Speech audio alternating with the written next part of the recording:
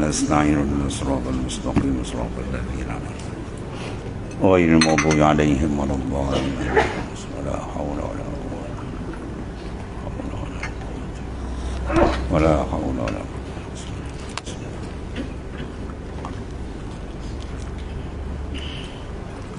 صغور.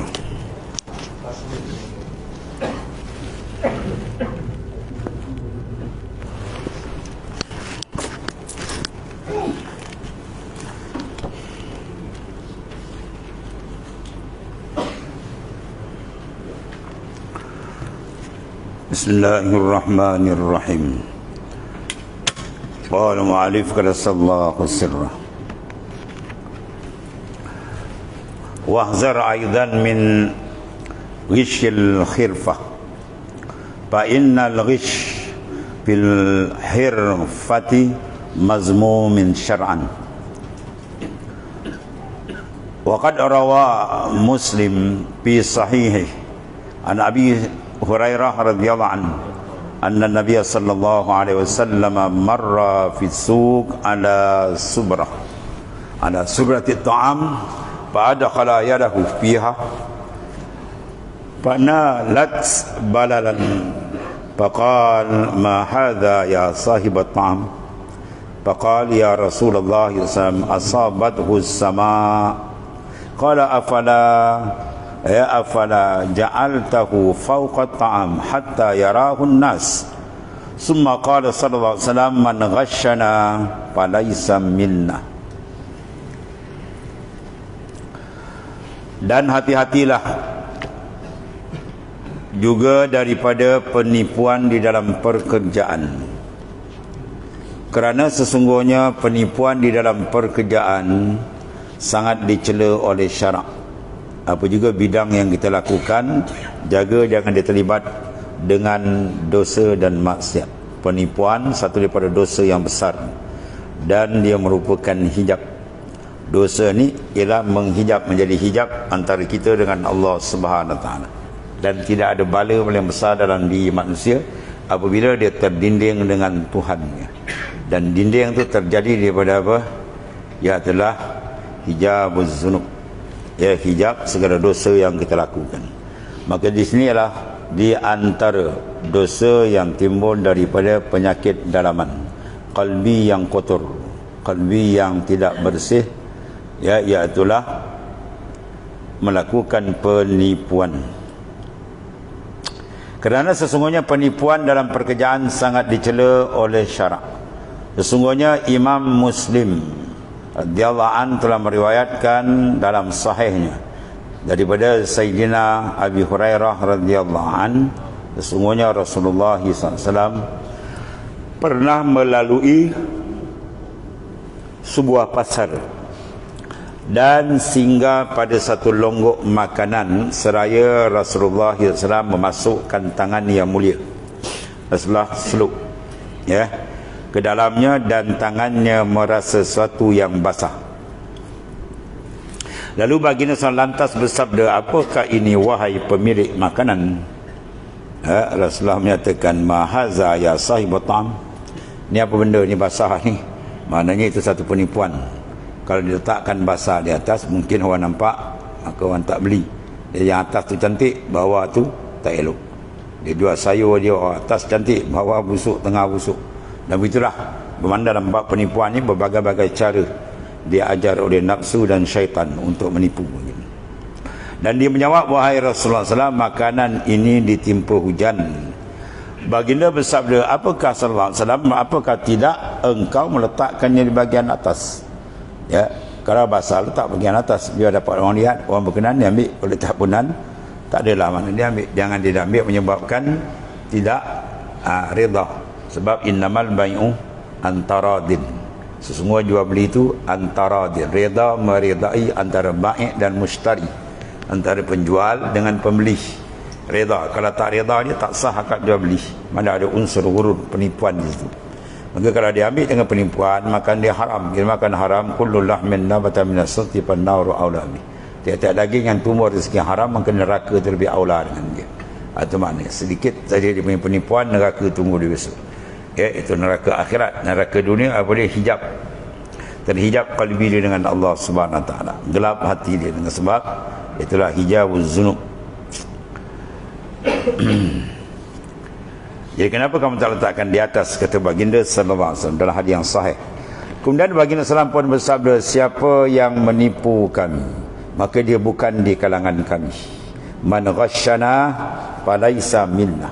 Barang siapa yang menipu di kalangan kami, ada je kerja-kerja apa saja buat, ada saja masuk unsur kekotoran penipuan, falaisa minna, dia bukan daripada kami.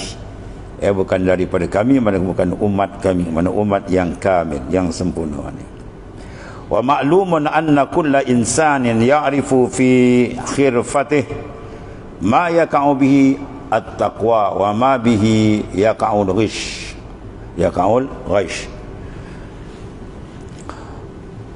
Wa qad ja'ala Allah Ta'ala al-'abd aminan 'ala nafsihi fi hirfatih fa iza ghasya khana dinah wa nafsah wa nasa ajma'in.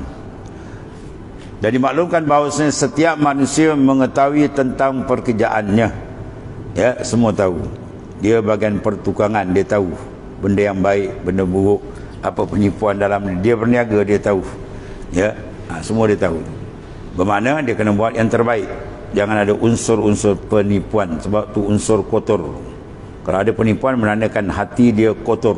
Kalau hati kotor, macam mana dia nak jalan makrifat dengan Tuhan? Situ pergi dia. Dan apa yang bertepatan dengan takwa dan apa yang berbentuk penipuan, ya, pekerjaan yang dibuat tadi adakah betul-betul maknanya keluar daripada hati insan yang muttaqi, mana betul-betul bertakwa kepada Ta'ala, iaitu yang berjaga. Takwa ni mana apa? Beringat, berjaga. Bahawa Melayu saya sebut takut. Itu mana beringat, berhati-hati. Sayyidina Umar menyatakan bahawa takwa ni kalau melihat orang yang berjalan di dalam padang belantara hutan, dalam belantara hutan yang banyak dengan duri, maka bagaimana kamu lihat dia menyusun langkah? Tentu dia akan langkah dengan cermat, perlahan-lahan, setapak demi setapak. Dia tak kegedah je habis jawab dia. Dia tahu duri banyak, dia pakai gedah je, jawab dia melekat banyaklah duri di kaki dia, berdarahlah kaki dia, bisalah kaki itu boleh tahan. Tapi kalau duri maksiat menyocok kalbi insan, habis insan, rosakan, ya, menyebabkan rosak kontak hubungan dia dengan Allah Subhanahu wa taala. Takwa yang pertama apa? Disebut dalam Hidayatul Azkiyah, taqwan ilahi midari kulli sa'adah wa tiba'u ahwa ra'su syarril ha'ilah. Takwan ilah, takut ke Tuhan ni midar, paksi, tempat berpusingnya segala kebajikan dunia akhirat. Takwan ilahi midari kulli sa'adah wa tiba'u ahwa ra'su syarril ha'ilah, dan mengikut akan nafsu syar, kejahatan. Ha'il tu hijab, dia mendinding. Dan tidak ada bala paling besar, celaka paling besar dalam hidup manusia bila qalbi insan terhijab dengan Allah Ta'ala. Dan hijab dipanggil hijab apa tadi? Hijabuz zunub, dosa. Itu menyebabkan dia terhijab. Apa jenis dosa? Kecil, besar, zahir, batin, semua dia hijab. Dia Tuhan, dia jadi mahjub, dia terhijab dengan Tuhan. Dan bila terhijab dengan Tuhan, itu bala paling besar. Hati akan jadi gelap, hati akan jadi jauh dengan Tuhan, akhirnya akan jadi buta, wal-ayazubillah. Oleh sebab tu jangan didekati unsur-unsur maasi, maksiat zahir dan batin. Ini setengah daripada dia.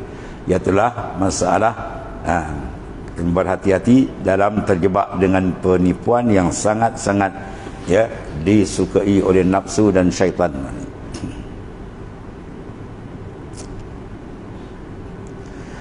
Dimaklumi bahawa setiap manusia tadi mengakui tentang pekerjaannya, dia tahu selok-belok kerja dia. Orang darat tahu kerja darat, orang laut tahu kerja laut. Ya, maksud dia tahu apa yang baik, apa yang sebaliknya. Apa yang bertepatan dengan takwa, mana yang cantik, benda yang maknanya membawa kepada keridaan Tuhan, dan apa yang berbentuk penipuan. Dan sesungguhnya Allah SWT menjadikan seorang hamba itu seorang yang amanah ke atas dirinya. Dia kena jaga diri dia, jangan terlibat dengan benda yang dimurkai oleh Allah SWT pada pekerjaannya. Maka apabila dia menipu nasaya, dia mengkhianati agamanya. Dia melakukan penipuan, mana dia mengkhianati agama, dirinya sendiri dan manusia seluruhnya, ya. Maknanya pengkhianatan itu adalah perkara yang sangat-sangat besar. Penipuan adalah benda yang sangat-sangat besar risiko dia. dan merupakan qalbi orang yang mahjub. Orang yang ada dalam hati ada penipuan, suka menipu, mana dia masuk golongan mahjubin. Orang yang memang terhijab dari Tuhan, dia tak kenal Tuhan. Dan kalau cerita pada dosa pun dia buat pekak, dia buat bodoh, dia tak kenal sebab tak ada tangkapan dalam kotor. Tu Allah. Islam itu agama yang bersih. Al-Islamun nazif. Fatanazzafu fa innahu la yadkhulul jannah illa an-nazif. Islam adalah agama yang bersih. Fatanazzafu. Wajib kamu kena melakukan pembersihan. Fa innahu la yadkhulul jannah illa an-nazif. Tak akan masuk ke syurga melainkan orang yang bersih. Ya.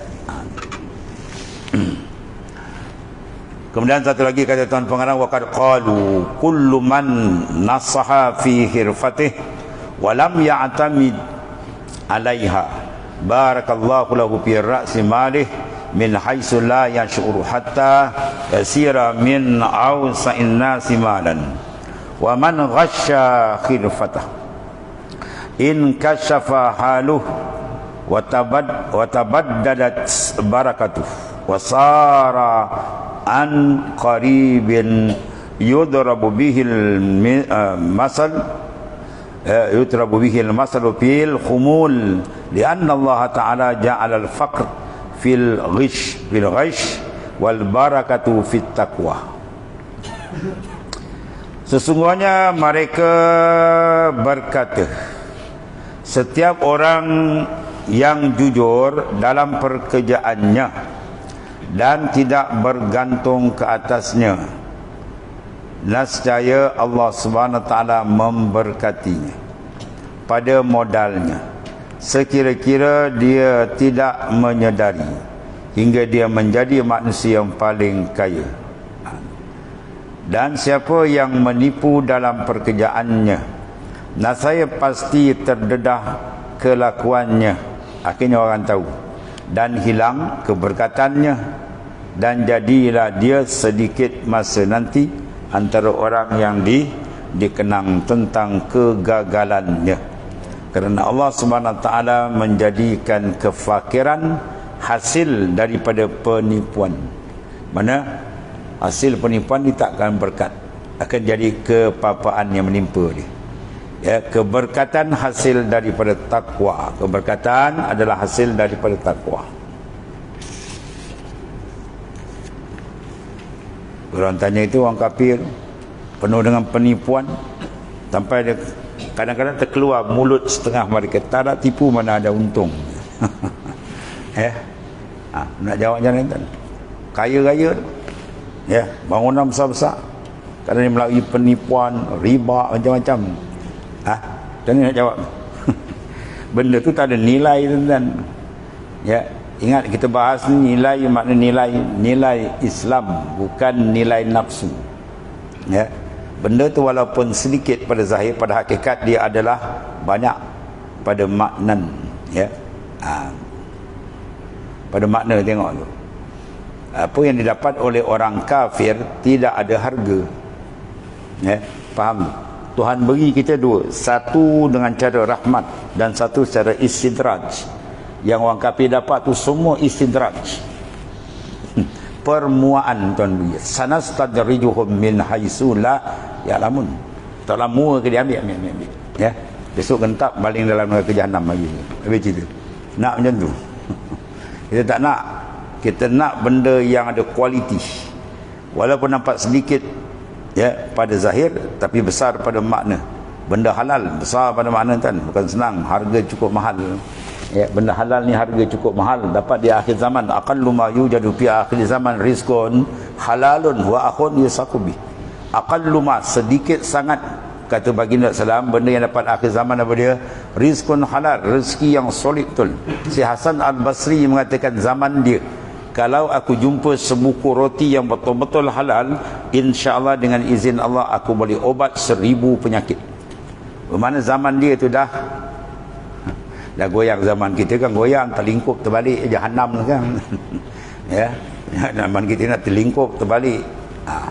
Ni kita ambil ada terlibat, sini kita pusing ada terlibat, ya.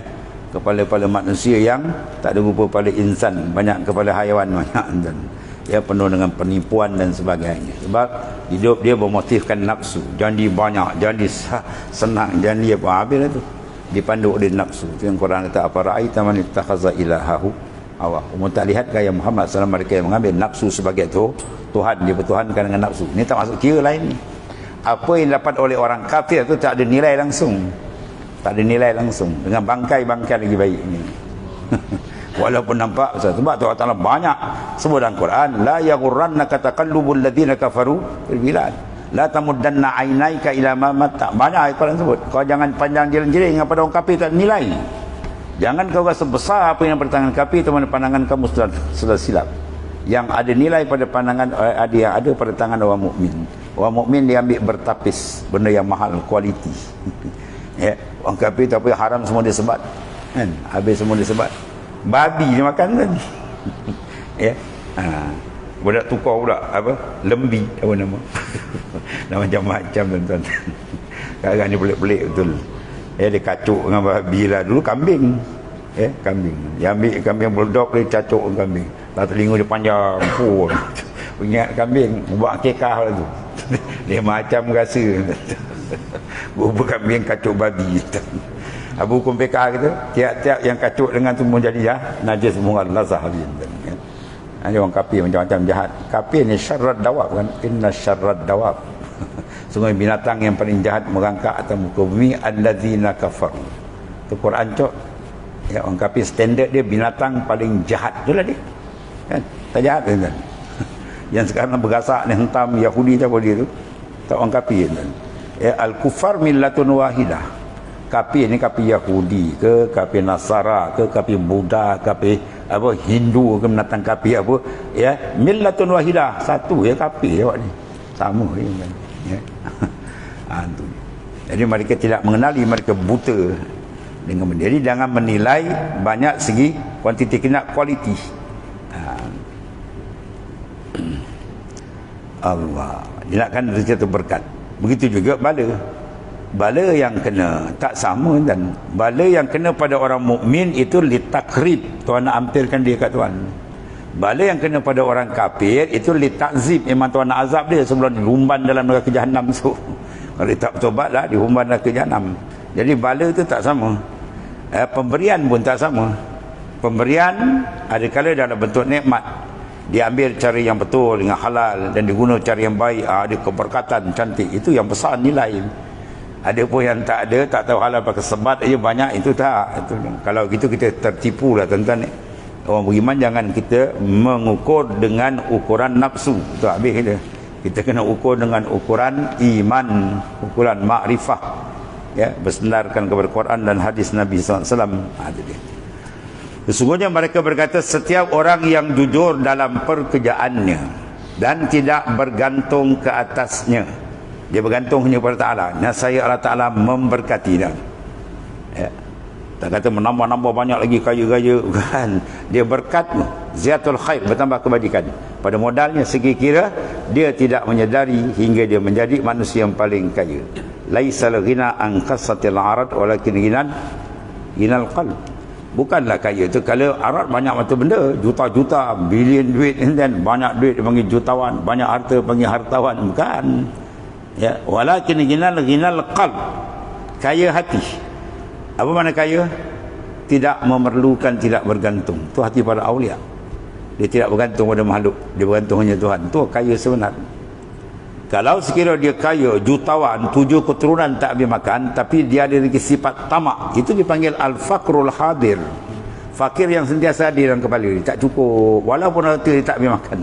Jadi dia sentiasa berhajat. Sifat berhajat ni sifat tamak, berhajat nak, itu sifat fakir. Ya, itu fakir, al-faqrul hadir. Fakir yang sentiasa hadir dalam kepala dia. Itu kita tak nak benda tu. Ya, ukuran orang Islam lain, ukuran yang Tuhan suruh ukur dengan cara dia, bukan ukur dengan mereka yang jadi penyembah nafsu, kan. Dan sesiapa yang menipu dalam pekerjaannya, nasai pasti terdedah kelakuannya. Ya, kok mana dia pusing, akhir orang tahu jugalah. Ya. Berapa kes banyak lepas-lepas tak lepas, akhir sangkut juga kan. Ya, atas dunia kalau silat atas dunia sangkut lagi lah. Ya, akhirat nak lagi kan. Ya. Tak ada lubang cacing boleh lagi lah. Habis. Dan hilang keberkatan yang kita takut. Dan jadilah dia sedikit masa nanti akan orang yang dikenang tentang kegagalan dia. Siapa yang gagal? Orang yang gagal mengawal nafsunya. Orang yang tidak dapat membentuk ubudiyah, itu yang gagal. Ya, kejayaan apabila insan dapat membentuk ubudiyah, kehambaan kepada Allah, itu insan yang berjaya. Ya, wa ma khalaqtul jinna wal ins illa liya'budun. Dia berjaya menterjemahkan ubudiyah, maka dia orang yang berjaya dalam hidup. Dia gagal menterjemahkan ubudiyah kepada Allah, orang tu gagal dalam hidup. Iaitu ukuran kita, ukuran yang tertinggi daripada Allah Ta'ala, bukan ukuran otak manusia dibalut dengan najis nafsu kan. Allah Ta'ala menjadikan kefakiran hasil daripada penipuan dan keberkatan hasil daripada takwa. Bila takwa ada keberkatan, Tuhan akan beri. Ya. Dan tadi waqad hasan masyayikh salafan wa khalafan ala amalil khilfah, ya, tab'an lil Qur'anil azim wa sunnatil syarifah, wa ashhadahum bi zalika sadatul syazuliyah. Fakana Syekh Abul Hasan Asy-Syazuli rahimallahu taala radhiyallahu anhu qaddasallahu sirra yaqul man iktasaba wa qama bil faraid rabbi ta'ala alaihi faqad kamulat mujahadatuh. Wa kana Syekh Abul Abbas Al-Mursi radhiyallahu an qaddasallahu sirra yaqul alaikum bis sabab wal yaj'al ahadukum makkukah, ya, makkukahu subhatah wa qudumahu subhatah wal khiyatatu subhatah was safaru subhatah.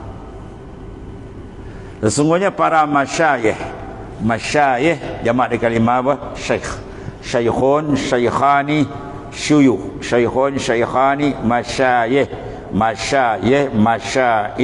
syuyukh, asyiyah, atau semua jamak ada. Sesungguhnya para masyayikh, syekh bermakna kalau pada lugah man balagha arba'in, orang sampai umur 40 itu panggil syekh. Ya. Macam pada 40 panggil syekh. Kalau belum 40 panggil syekh. Ya, takut jadi syekh bintan. Tahu? Syaitan dia. Syekh syaitan. Itu umur 40. Tapi kalau satu lagi Islam man balagha rutbatan, mereka yang sampai satu rutbah, makam yang tinggi, sama ada zahir atau batin. Kalau makam ilmu, walaupun dia budak lagi, ya, dia boleh panggil syekh. Umur 15 tahun dah boleh jadi mujtahid mutlak. Siapa dia? Al-Imam Asy-Syafi'i radhiyallahu anhu. Imam Syafi'i 15 tahun dah jejak kan ni. Mujtahid mutlak tu, manis tambata bi qawaidih. Mereka yang boleh istimbat dengan kaedah di sini. Ya, kalau mujtahid fatwa tarjih itu manis tambata bi qawaidi imamihi. Dia istimbat hukum dari kawaid imam. Ini dia sendiri punya kaedah. Imam Syafi'i 15 tahun dah jejak. Walaupun pintu ijtihad tidak dibuka, tak ada siapa sampai sekarang. Ya, tak ada siapa sampai. Wahabi lagi tak sampai. Wahabi ni gila babi lah. Ya. Al-Imam Al-Suyuti yang mengarang kita Al-Ashbah wa Nazair, Qawaidul Fiqhiyah. Dia pernah istiqlal. Dia nak asing nak keluar mazhab Syafi'i, nak buat kaedah ni. Dia buat kaedah kena kaedah Imam Syafi'i. Dia buat kaedah kena kaedah Syafi'i. Buat kaedah kena kaedah Imam Syafi'i. Akhirnya warid sampai. Ya, dia mimpi satu bangunan istana yang sangat cantik, hanya bertiang dengan 4 tiang. Faham dah, cukup lah 4 mazhab, tak payah lagi dah. Dia undur balik masuk Syafi'i. Setara dia tu undur balik. Ini buat hafal 2-3 hadis. Sahih. Dan nak ke mazhab pula otak kau. Tu gila orang kita ni. Anak ingin ikut Rasulullah SAW. Kau ikut Imam Syafi'i, kami ikut Rasulullah. Kan? Wah, bunyi lain macam tu ni. Ya. Kita ikut hadis, bukan ikut Syafi'i. Wah. Ya. Habis orang ikut Imam Syafi'i tu apa kes tu? Tak beramal dengan hadis. Oh, ikut Imam Syafi'i itu beramal dengan hadis lah, bangang je. Hadis sahih, man ijtahada fa asaba falahu ajran wa man ijtahada fa akhta falahu ajrun wahid. Tu hadis sahih untuk jumpa. Siapa ijtihad, kita ikut Imam Syafi'i ke apa? Dia kata kau ikut Rasulullah maksum, kau ikut Imam Syafi'i tak maksum. Hanya jawab kan. Jangan jawab. Kami ikut Imam Syafi'i bukan ke maksum bangang. Kami ikut Imam Syafi'i ke ijtihad. Ya, kes ijtihad. Pintu ijtihad dibuka Rasulullah SAW. Man ijtahada fa asaba. Siapa ijtihad tepat kena falahu ajran, 2 pahala dapat. Wa man ijtahada fa akhta'a falahu ajrun wahid. Ijtihad tapi salah boleh pahala tu tuan. Mana benda ijtihadi bukan benda qat'i. Tu kena ngaji lah dengan fiqh kan. Salah juga. Macam-macam tuan-tuan ni. Seram kampung. Imam Syafi'i bukan maksum. Wah, nak ajar kita macam jahat tu pula. Tahu lah Imam Syafi'i maksum. Ya, kalau Rasulullah aja maksum, memang orang tahu tu tak payah cerita. Tapi kes orang ikut Imam Mazhab ke apa? Bukan ke maksum. Ke ijtihad tuan-tuan ni. Pintu isyarat Rasulullah buka. Nak ceritakan di sini apa sini? Sesungguhnya para masyayikh salaf dan khalaf. Salaf 300 tahun ba'da wafatin Nabi SAW. Setengah kata 500 tahun. Kemudian 300 tahun lagi atau 500 dipanggil khalaf. Kemudian lagi lepas tu mutaakhirin. Kita semua ni buat penghujung kan. Buat hujung le kota-kota banyak. Mereka galakkan untuk melakukan pekerjaan kerana mengikut Al-Quranul Azim dan sunnah ya Rasulullah SAW yang mulia. Ya, lepas tu Sayyidina Umar kata, aku amat menyampah menengok pemuda yang menganggur. Itu kalam Sayyidina Umar. Ya, duduk makan asbab tak apa, rohani kita tajrid. Rohani duduk makam tajrid. Ya, zahir duduk makan asbab, tak ada salah. Kita nak pakai rohani sampai. Ya, ni kan duduk zahir macam tajrid, rupa rohani duduk asbab, bergantung asbab. Jadi maknanya mengikut Quran dan sunnah yang mulia, dan hal ini mereka itu telah dibuktikan oleh pembesar-pembesar Syazuliyah, ya, pengikat dan tarekat Syazuliyah. Syekh Abu Hasan Asy'ari Imam tarekat Syazuliyah atau Syazuliyah, guru bagi Sayyidi Ahmad bin Idris, adalah Syekh Abu Hasan Al-Syazili radhiyallahu an berkata, siapa yang mengusahakan pekerjaan, dia bekerja ke darat, ke laut, petani ke apa kan, dan melaksanakan kefarduan, ya, dia masuk bidang apa, perniagaan, bisnes, dia mengaji bab muamalat, dia kena ngaji dalam babul buyuk, ya, dia nak berniaga, dia kena ngaji bab perniagaan. Dia nak apa, semua kerja yang kita nak masuk, kita wajib mengetahui selebih-beluk hukum hakam dalam bidang tu. Jangan berkata kerja aja, ana syekh, oh ikut sunnah Nabi berniaga, hukum niaga pun tak ada akad. Ya, antara Syafi'i, ana Syafi'i syekh, habis akad apa rukun akad. Ya, dia beli barang kan, kadang dah keluar majlis akad, ana jual dia, ana beli, kau jual apa? Ya, kau jual babi dia. Ya, bukan nak yang ana tu talwin, 4 syarat kan. Dia kena apa? Kena akad, kan? Kena ijab, ada kabul, ada khitab, ya, kena sebut saman, musman, ya, baru sah saya jual. Ya, ni akad. Kata siapa akad baik, ya, saya jual. Kena sebut barang ini musman, ya, kena sebut saman, harga dia berapa, kena ada khitab pada entah, ana jual barang ni perintah dengan harga sekian, baru sah. Ni saya jual ya, oh saya beli. Jual apa? Beli apa? Berapa harga? Ni kan Syafi'i, ni Syafi'i nama dia. Kalau Syafi'i terkajang ke belakang kau tu. Jangan sebarang kan ni. Ya. Kalau tak nak pakai tu, nak pakai mu'atah, 3 mazhab ada. Inamal bai'u antaradin. Sungguh jual beli tu redha marida. Ar-redha amrun khafiyun. Ada buat fiqh gitu. Amrun khafiyun. Redha ni benda tersembunyi. Diterjemahkan dia bil aqdi. Itu kita kena akad. Kalau 3 mazhab, redha amrun khafiyun, diterjemah dengan apa? Bil mu'atah. Berapa harga? 500. Kita mau bagi 300. Dia kejar tak? Woi, 200 lagi. Mana tak redha? Dia urut 500, dia tengok 500, dia senyap. Mana dia redha? Jadi tempat khilaf di mana? Makna redha. Menterjemahkan apa redha? Syafi'i redha, Imam Syafi'i redha dengan apa? Bil aqd. Ada imam lain redha bil mu'attah. Itu je, situ je punca mana kekhilafan ulama dia, beza dia. Itu dipanggil ijtihad. Fiqh mana apa? Ma'rifatul ahkam syariah allati, tadi kuah ada ijtihad, mengenal hukum syariat yang jalan di ijtihad, itu fiqh. Kalau as-salatu wajibah, tu kan fiqh kan. Tu dah nas, la ijtihad bil nas, tak ada ijtihad bil nas. Dah tetaplah benda tu. Dia benda yang ada ijtihad tu. Habislah tu ya. Sufi ada ijtihad dia pula. Ya. Akidah Usuluddin ada, mujtahid bagian tu masing-masing ada. Siapa yang mengusahakan pekerjaan dan melaksanakan kefarduan difardukan Tuhan ke atas dirinya, maka sungguhnya telah sempurna mujahadah. Nampak tu. Ya, kita berniaga. Mujahadah itu apa? Dan perniagaan. 1000 satu macam penipuan boleh berlaku kan. Kat barang boleh, kat harga boleh, kat timbangan macam-macam boleh cekik kan. Ya. Dia jual pakai timbang lain, dacing lain, dia beli pakai dacing lain. Wah, macam-macam tu. Semua boleh jadi tu. Ya, tapi tak, dia tak buat. Dia betul-betul dia itu mujahadah. Ya, melawan nafsu. Supaya jangan ada elat menipu dan mengambil untung secara haram. Ada sahabat saya kan, dia kerja ambil bengkel, tender bengkel, apa nama tu, pegawai tentera, ya, bengkel tentera, dia ambil tender tu. Jadi budak-budak ni ada yang nakal. Bila dia bawa satu kerosakan, kita kena bagi dia air. Dia bawa kita kan kena ulur sikit kat kedai kita, tak bagi kan dia buat hal. Kita baiki brek, dia langgar punya pokok. Dia kata brek tak betul, padahal ni nak duit. Ya. Sampai akhirnya dia tak begitu, dia pergi kedai lain. Pergi kedai Cina tu, cerita dia ada main bil. Ambil lah bil lah. Barang 10,000, letak 20,000. Bayar 10,000, bagi dua, seorang 5,000. Habis kan. Dan benda satu wakil rakyat dia orang cerita, ya, reba dia boleh akal ke dia kan. Sebab apa? Tak ada amanah.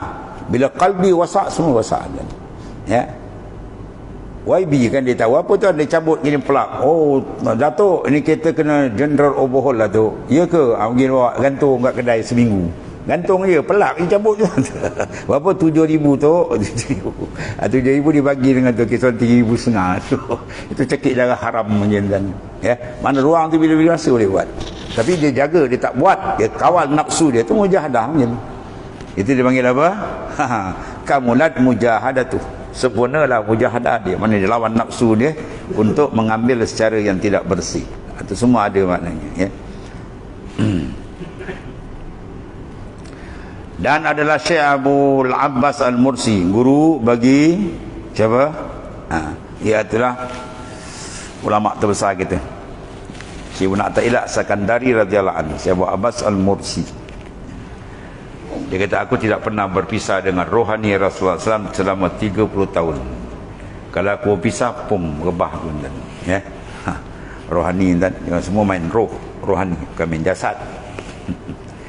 Ni ada pula kata tawasul, orang pergi tawasul bukan tawasul dengan kubur. Kita tawasul dengan apa? Aulia, rohani dia. Rohani mana dia mati dan, ya, roh mati ke? Kan kekal yang arif kan. Kekal yang arif, Tuhan kekalkan, mana dia mati roh. Yang mati jasad, kena bangkit balik. Roh dia tak mati, dia pindah alam. Ya, kita bertawasul dengan rohani kan. Kemudian dia buat tuduh pula, kita tawasul rohani. Dia tak tahu, dia tak kata tawasul rohani, dia kata tawasul dengan kubur. Siapa nak pergi sembah kubur? Tak ada gila nak pergi sembah kubur. Ya, tak ada gila nak pergi sembah kubur. Orang tawasul kubur tu sembah kubur. Dia tuduh orang sembah kubur tu macam mana? Kalau kata orang sembah kubur, aku nak tanggungjawab. Siapa sembah kubur? Kita tawasul, ya, sebab ada ilmu munazarah, apa kalam orang, jangan kita terjedah, kena tahrilul murad. Ya, orang cakap begini, kena tanya apa maksud Tuhan kata, baru kita bahas. Kalau maksud dia tidak mukhalif li syar'i, tak ada masalah. Kalau dia menyalahi, baru kita bahas. Ini kita tak tahu apa tujuan orang, kita tembak tak betul, kita bangkit. Ini Wahabi punya perangai. Orang cakap lain, dia tafsirkan salah, kemudian yang salah tu dia letak atas kepala orang, lepas tu dia hentamnya orang tu bid'ah. Ini jahat panggil, ya. Kau kena tanya apa maksud. Kau pergi kubur tu apa maksud? Sembah kubur ke? Kami bukan sembah kubur dah, kami bertawasul dengan ahlillah kan. Kalau kata tawasul dengan orang mati dengan hidup, mati hidup apa dia beza? Mati pun tak ada memberi kesan, hidup pun tak beri kesan. Dan al-mu'assir huwallahu ta'ala. Takkan kita tak kerti ilmu tauhid kan. Yang memberi taksir ialah Allah, bukan makhluk. Nabi pun tak beri taksir. Kalau Nabi boleh beri hidayah ni, kalau innaka la tahdi man ahbabta walakinna Allah yahdi man yasha. Rasul boleh beri hidayatul muwasilah, habis orang beriman. Rasul sangat kasih pada umat. Hidayatul muwasilah tu hak Tuhan, bukan hak kita. Kita hanya ada Allah Ta'ala beri itu hidayah tu tarik, tunjuk jalan ni baik ni tak baik, nak masuk itu kan kerja kita. Rasul pun tak ada autoriti benda tu, tu milik khas Allah Ta'ala. Tu pun kita kan tak tahu dan kan pergi tuduh orang sembah kubur apa. Orang Saman pun tahu kan. Jom. Ni musim Saman kan. Kita anak pergi tawasul, entah pergi tuduh anda sembah kubur. Saman kan nak? 15 bilion. Kaya kan, bangunan boleh bawa. Jangan main-main. Kalau sembah orang pergi tawasul, kita sembah kubur. Tak ada gila sembah kubur. Habislah tu ya. Syekh Abu Abbas Al-Mursi radhiyallahu anhu berkata, lazim ke atas kamu dengan melakukan sebab. Jadi buat makam asbab, alaika bis sabab. Ya. Dan hendaklah seorang kamu jadikan ya turunannya sebagai tasbih. Ya, sentiasa. Ketibaan daripada pemusafirannya sebagai tasbih. Jahitannya sebagai tasbih, pemusafirannya sebagai tasbih. Maknanya apa? Sentiasa dia dengan Allah Subhanahu Wa Taala. Ya, dia maknanya apa? Makam zahir asbab, tapi rohani dia sentiasa tajarrud dengan Allah Subhanahu Wa Taala. Itu di antara banyak ya perjalanan para aulia illahi taala. Ya, ada yang menenun kain, ada menjahit kain, ya, ada yang berniaga dan sebagainya. Kalau Sayyid Abu Fat di Mesir lagi dahsyat kan? Wali besar tu. Dan tanah wali besar yang sentiasa setiap hari liqa' dengan baginda SAW secara suri. Ya, Sayyid Abu Fat radhiyallahu anhu. Allah akan guru bagi Syekh Muhammad Faiz ni. Dia ada apa tuan? Telaga. Ya, 2 telaga minyak dia ada. Kita telaga air pun tak ada. Kaya tak kaya tuan? 2 telaga minyak dia. Jutawan, tapi wali besar. Bermakna Allah Ta'ala jadikan wali berbagai bentuk. Ada yang kaya raya pun ada peringkat pertengahan pun ada bentuk ulama pun ada bentuk orang fakir miskin pun macam. Ya, berbeza zahir, tapi batin sama. Rohani dia sentiasa dengan Allah Ta'ala, tak putus. Abdanuhum ma'al khalaiq wa qulubuhum ma'allah. Jasad dia dengan makhluk macam-macam miskin ada. Ya, tapi hati dia sama, sentiasa. Ya, dawamul hudur, kekal kehadiran dengan Ta'ala. Kemudian waqada jama'al ulama ila akhir Allah. Bismillahirrahmanirrahim. Alhamdulillah. Sayyidina wa ala Muhammadin wa ala alihi wa sahbihi. Alhamdulillah.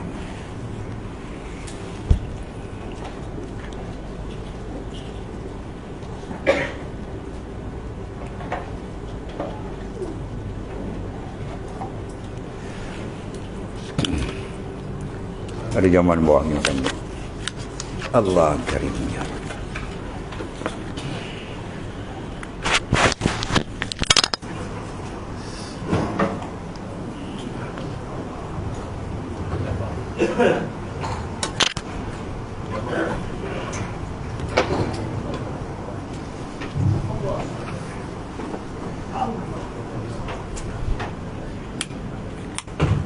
Yeah.